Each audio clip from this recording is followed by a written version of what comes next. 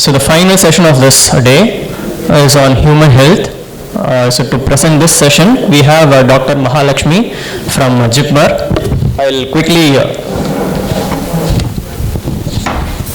she is the additional professor in the Department of Preventive and Social Medicine, Jawaharlal Nehru Institute of Postgraduate Medical Education and Research, JIPMER, Puducherry.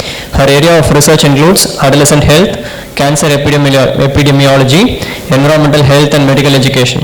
She was also a member of COVID task force in JIPMER, Puducherry. I request you, ma'am, to take forward the session on human health and climate change. Thank you, and I thank the Department of Climate Change of Puducherry to give this opportunity to us to from a representation from health to collaborate with all of you. It's almost the last session. I'm not going to tell it, I'm going to end it short. I'm going to utilize the full half-an-hour session, because whatever we tell, when we talk, the final output, whatever we are thinking is about human health. Whatever we talk out, in research we tell about the program theory. We finally ask us the question, so what, and finally we end up in human health. So whatever we are discussing is going to end up in human health. So I take the sufficient time to put forth our foot forward and tell, yes, we are important in this particular aspect. Next slide, maybe. Is there a slide change? I would like to play a short video. For this, I request all of you to stand up for a few minutes, not to give respect, because sitting for a long duration is equivalent to smoking. So I want you to stand up for a few minutes, watch this video, after that we'll... Ready?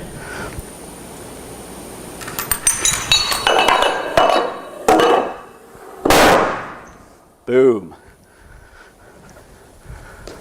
That was 13 dominoes. But when we think of Domino's, we think of only the Domino's pizza, not the domino effect.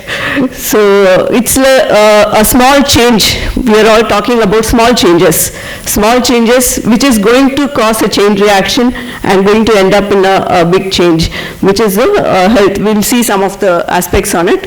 Here I have a question. So my topic is on the risk and responses. Risk of climate change on the health and the responses. So whenever it comes to health, especially people from Pondicherry, we have somebody working in the medical field in all of our homes, and we think that we are half doctors most of the times. So I want you to reflect on how much we know about the impact of climate change on health. So I want you to go to this website, and it will ask for a code. Type this code, and there are three options given for you, where you can type what is the health impact, what you know about the climate change on health. We will see what other people have responded. Take your smartphone, go to this particular website, www.menti.com, and it will ask for a code. Type this code, and it will give three options for you to submit what is the health impact. You can type it, submit it. If you want to send again also, you can do it. I'll pause for a few minutes for people to go to this website and to type this number. If somebody is not getting that, you can submit another response from the person who's sitting next to you.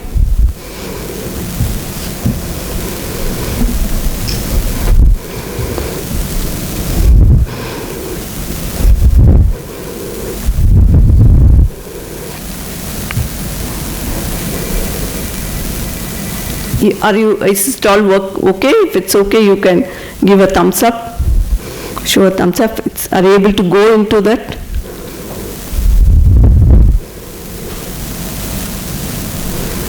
Yes. I saw one thumbs up.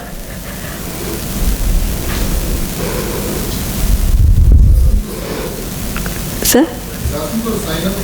Is it? Usually it doesn't ask. Maybe, did it ask for a sign up, ma'am? Yes? The question was,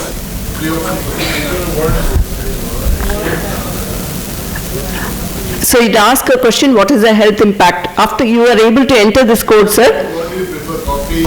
Oh, that is a check that you are not a robo.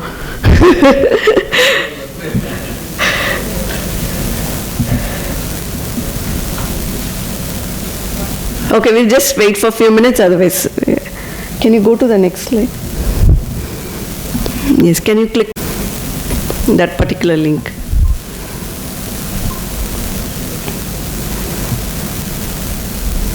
Or copy paste that link.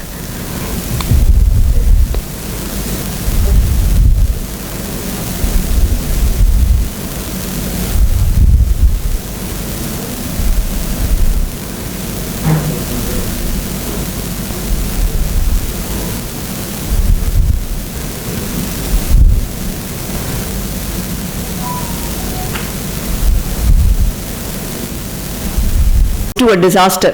After the disaster, we want to have an impact or want a response. That is a place where medicine was coming into play in the past. So even in our undergraduate syllabus, climate change comes only in the disaster response, which is half an hour session in the afternoon where most students are almost to sleep. So that's the focus which was given, because the whole community did not know much about how climate change is impacting health. So slowly it came into the preparedness after we saw India saw a lot of disaster and how it could be averted by preparedness. So we came into that aspect of preparedness, preparation and recovery. So slowly it was encroaching the other areas, but by and large it was mainly focused on the disaster management. Until recently, the health component was included in the climate change and its impact. Even in the disaster component, the major part was played by other departments, and slowly in the later part of the time, the exact health department was made a major stakeholder in the disaster management. Yes, this is a word cloud which is there. So when we think of the health, vector-borne diseases, that's something I could see. I think, yes, some people have got a wrong thing, so that's why the other things are also there. Heat stress, yes, I try to pick up whatever. Waterborne diseases, yes, I could see that. Heat stroke, yes. Waterborne diseases, yes. Okay. Yes? Yes, heat-related illness, yes. So we think whenever malnutrition is something people have told, yes, that's very good, because we are in the morning, in the afternoon we saw about fish and how we are going to have low fish production. Okay, so by and large we think it's mostly heat related, or because of less of production we have malnutrition and other disease, but the health impact are much more than this. Thank you. We'll go to the presentation.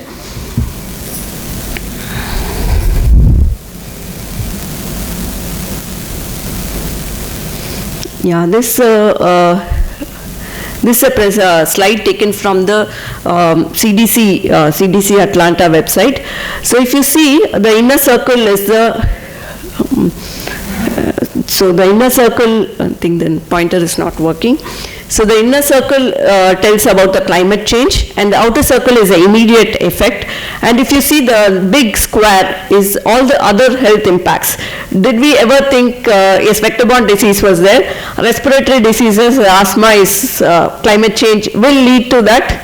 We did not think of waterborne diseases, yes, some of us thought, malnutrition, diarrheal diseases. Mental health impact, did we think of mental health impact? Mental health impact we would have thought because of less production, or they are not able to meet up to their economic sustainability. Yes, heat related illness we saw, injuries, fatalities, asthma, cardiovascular diseases. Did we think of NCDs, non-communicable diseases? Usually climate change, we usually think of communicable diseases. So there is easy transmission, waterborne diseases, vector-borne diseases. But now there is a huge data available which tells that how climate change is impacting non-communicable diseases, even MI and cardiovascular diseases. Okay, so this is another picture which is which tells about how climate has three components. One is a vulnerability factor. Who are the people who are more vulnerable?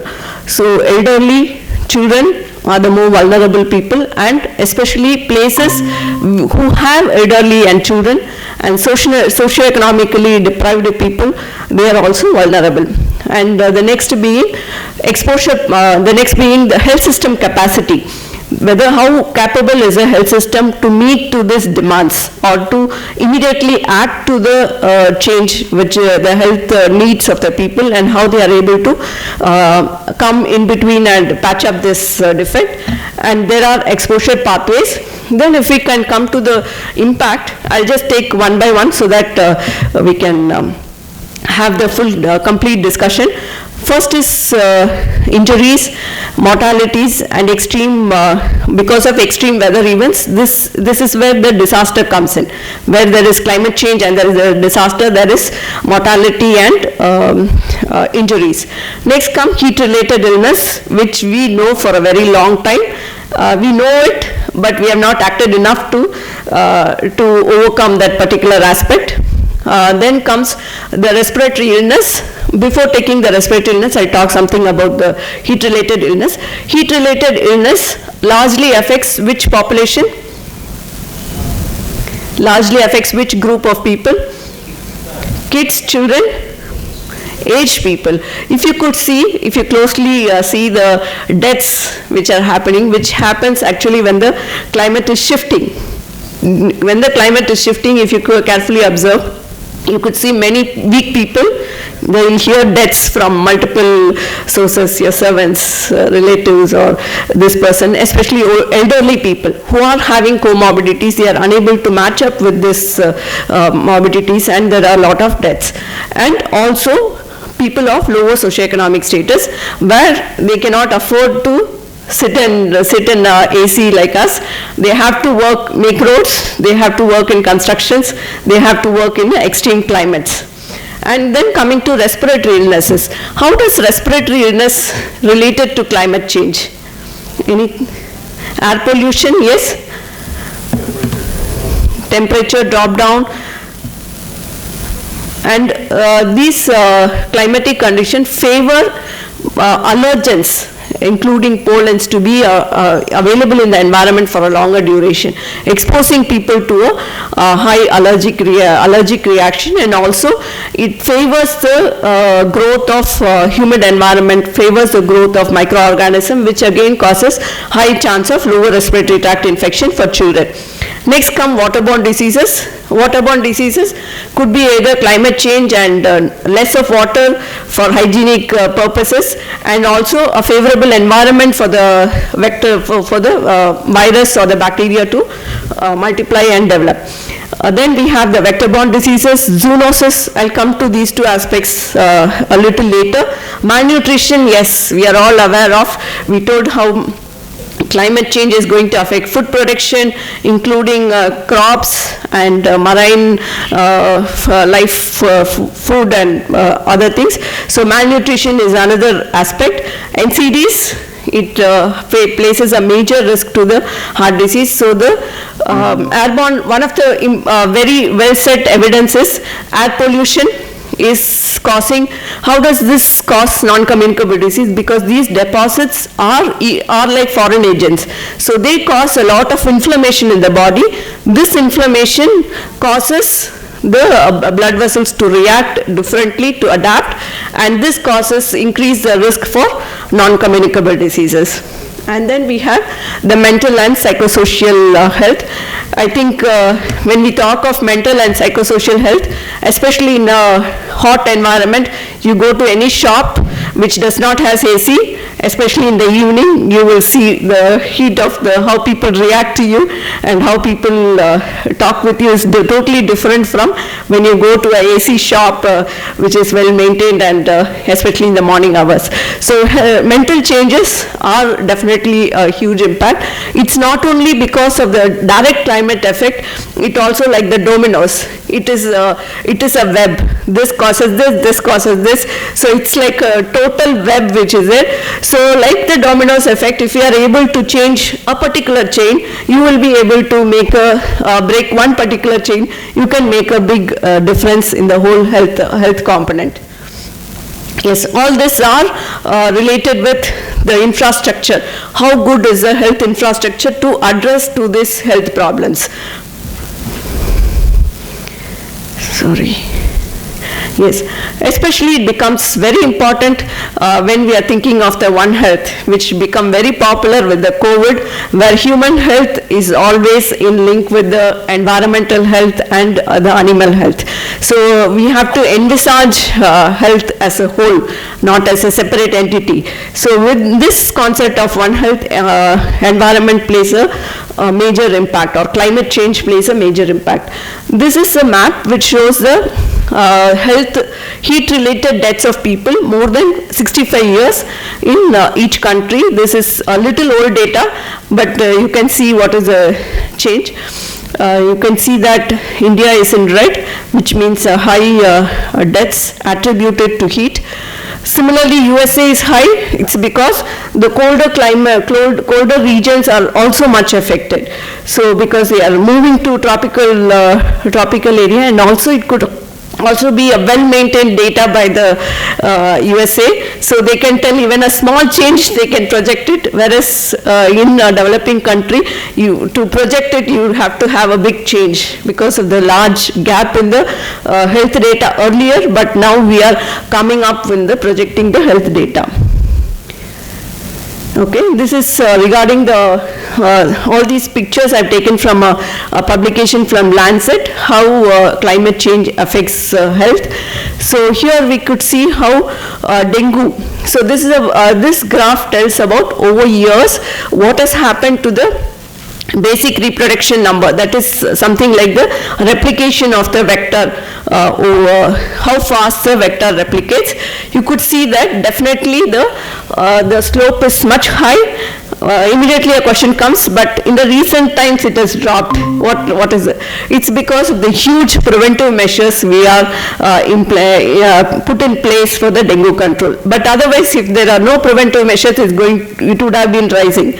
So however, even with the huge preventive measures, it's not dipped so much. It is still on a high range. The next figure, the B1, shows about malaria, what has happened. So here there are different color lines. The lower one is the line which tells the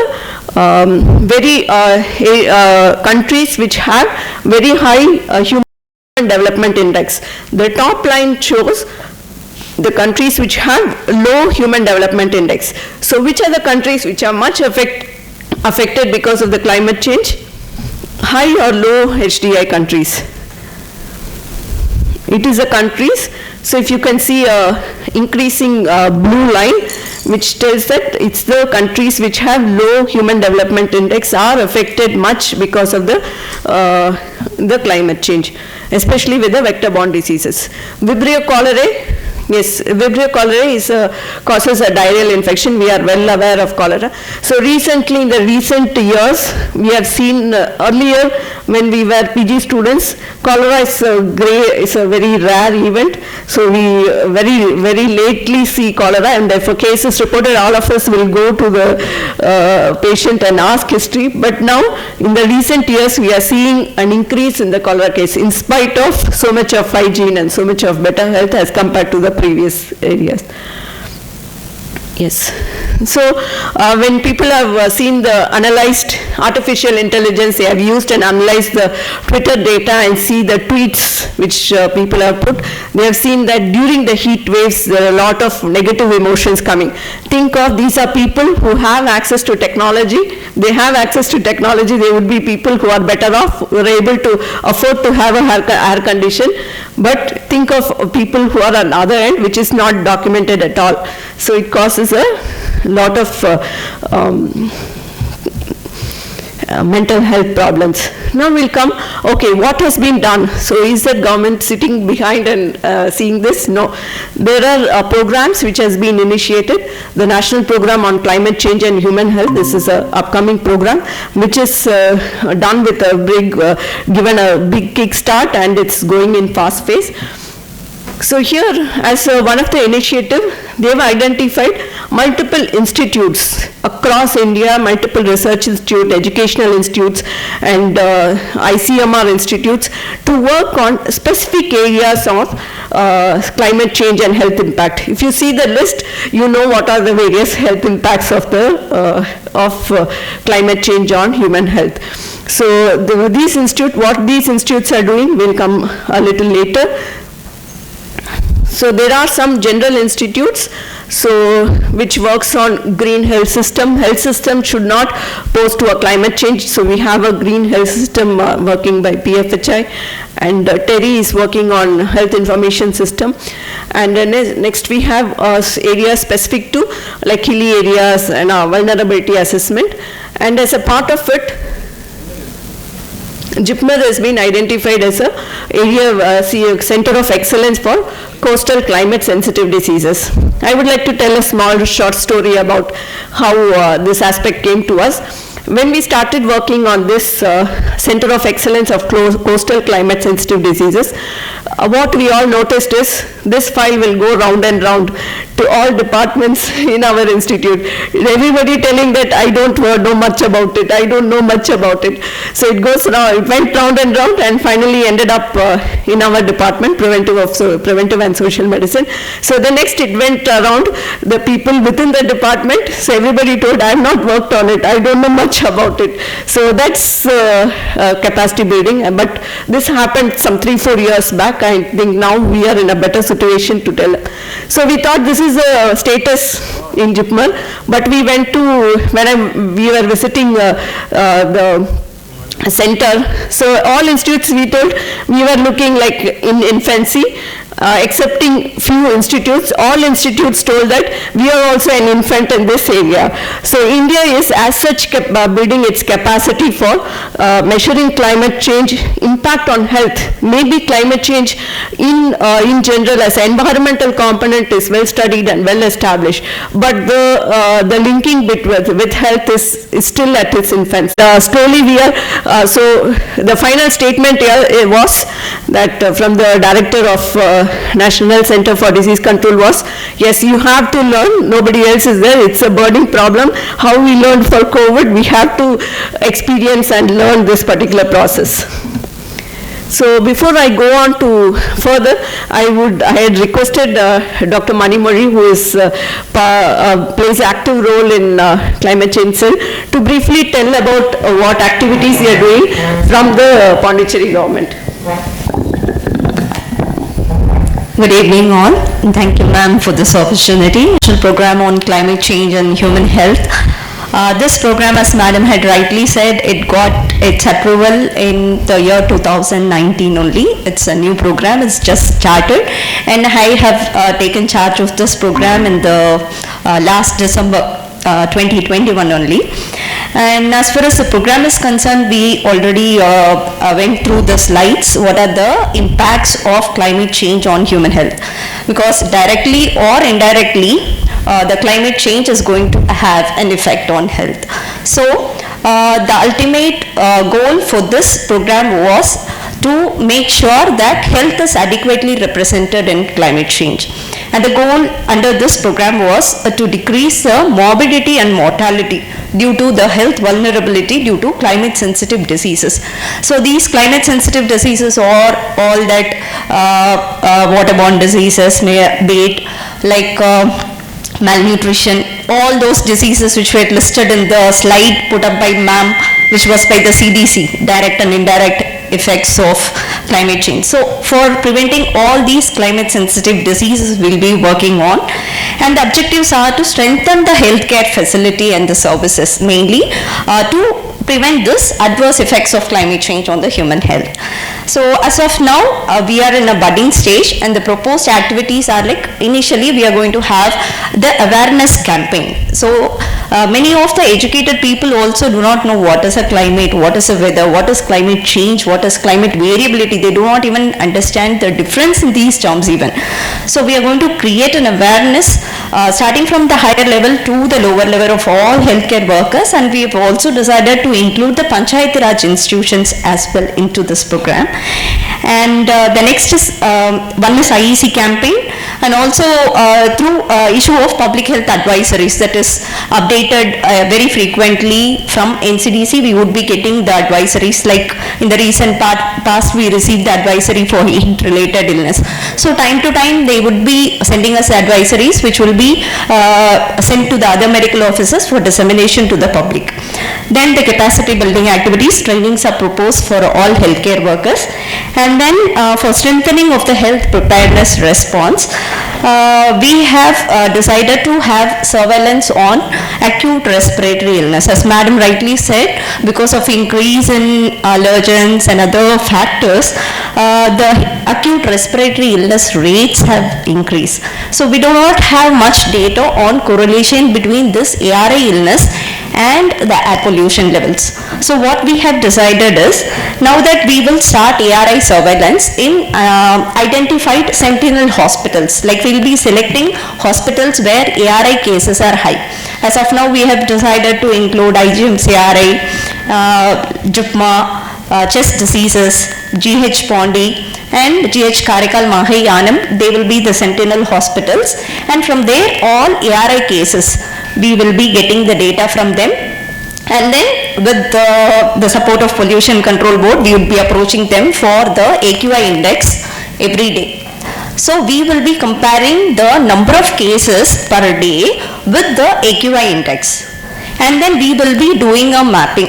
A survey, like an analysis report will be made and it will be submitted to the NCDC. So over a period of years, we will be knowing how AQI levels have an effect on this ARI illness. So that is one part. And the next part is heat related illness surveillance. As of now in Puducherry, we do not have any data on heat related illness. But we all know that heat exhaustion, heat stroke are happening, but we are not recording. In the health system, they are not aware and they are not reporting as well. So Puducherry, as of now, we have not started because only 23 states and union territories have been identified as heat vulnerable states and union territories. Luckily, Puducherry has not come under the heat vulnerable state. Once it is identified, then every day we would also be reporting the heat related illness. Even if it is nil report, we will have to report. Here what we will be doing is the heat related illness per day, the data will be collected, and then we will be getting the temperature recorded per day, maximum temperature, minimum temperature recorded per day, and we will again do an analysis how this temperature per day is going to have an effect on the human health in terms of heat related illness. So that analysis will be done and it will be again reviewed every month. So this is one activity planned under the surveillance. And regarding the greening and climate resilient infrastructure. So Mali Declaration, I think it was signed in the 1998, and India became a signatory in that. And the main component under that declaration was to make all healthcare facilities climate resilient. And it is said that around 4.6% of greenhouse gas emissions is contributed by the healthcare facilities.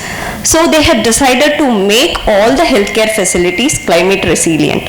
So as of now, we have decided to do energy auditing of all healthcare facilities with the help of Bureau of Energy Efficiency. That is one activity plan. And then we have decided to replace all the existing lightings with LED lights. As of now, we have decided to do this in CHC and all district hospitals. Slowly we will be expanding it to the primary health centers as well. And then installation of solar panels in all healthcare facilities, and installation of rainwater harvesting system, that we have decided, and this we have started. We have completed the project in one CHC and two district hospitals, CHC Karikalampakkam and Rajiv Gandhi Maternity Hospital and GH Pondi. So 3 rainwater harvesting systems had been constructed in the last year under this program. And we have also decided to do retrofitting of healthcare facility in the all district hospitals. under IPHS guidelines. So under this, I think PWD department has to help us do this. Recently, I had an opportunity to actually visit Kerala. There we were taken to climate resilient there. One new method which they had followed us, especially in a center which was totally flooded, the IIT Madras had adopted a new technology in building up. What they have used is, they have used gypsum instead of brick and cement.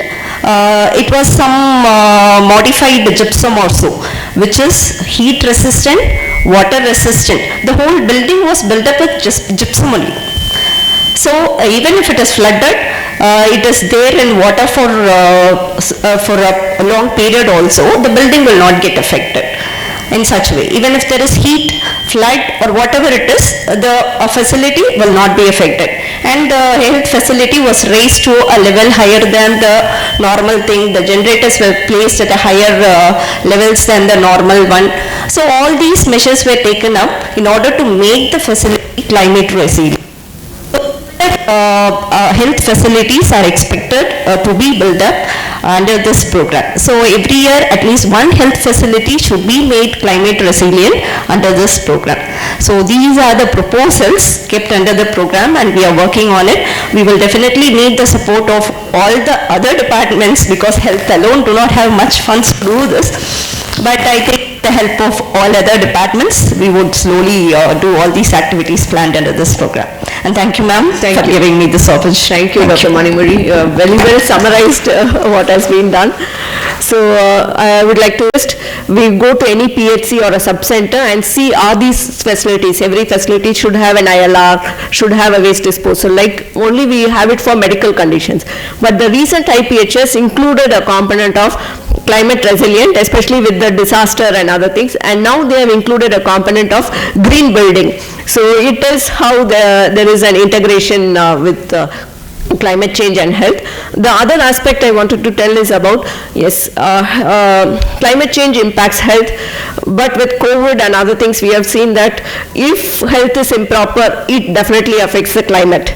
So the more of use of infrastructure and more, so it's a double dominoes effect. So it's a vicious cycle. So we have to break it at some point. So we continue further. So under this program, one of the important thing is we all were talking about awareness generation. So each of these COEs, Center of Excellence, has to make videos, posters and health education materials which are easily understandable by people at a very what you should do, not a theoretical one, what exactly you should do. So each of these CEOs are making it, and one COEs are Center of Excellence, which I was telling about the various institutes on it. And we have this recently, as Dr. Manimuri has told, we have an action plan circular released related to heat-related illness. These are some of the public health advisories. The next component is training of healthcare professionals, which has been planned in a very systematic way. So the Center of Excellence would train the training of trainers, the district officials and the state officials, and it will slowly seep down. And for these, each Center of Excellence based on their, like we are working on coastal health and climate change. So where we are making modules for medical officers and other staff exactly with the presentations, and since we told everybody is new, so we are making with presentations with voiceover, because if you give to a new person who is totally new, it becomes very tough for them. So we are making with voiceovers, and we are doing the training of trainers, and we have this yes, this is where this marriage between the different departments and the health component has to be done. So as sir was showing the various data which is available, even health department is making many data digital. You would have noticed in COVID, you get tested somewhere, people are there, right there in your house, the same within 6 hours to check, to get your details. So we know that health department, it's not been done only for COVID, even before that it was very systematic, but it came to limelight during COVID. So there is a huge data. Definitely I would like to encourage people to take up the work of, along with the environmental data, this also can be linked. So people, whoever is working, research scholars, whoever is working are able to see both the data access, and the government data is also like entered in the digital format, and it is done on a weekly basis very systematically, and Puducherry is one of the districts which does the data 100% dot on time and perfectly with full completeness. So I think we will be a very good place for collaborating this data. The next is, yes, evidence support to policy makers. As Dr. Manimuri was telling about, there is no data available to tell the climate change and impact on health.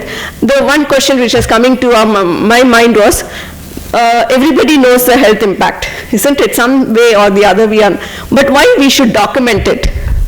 Why should we document that this is affecting human health?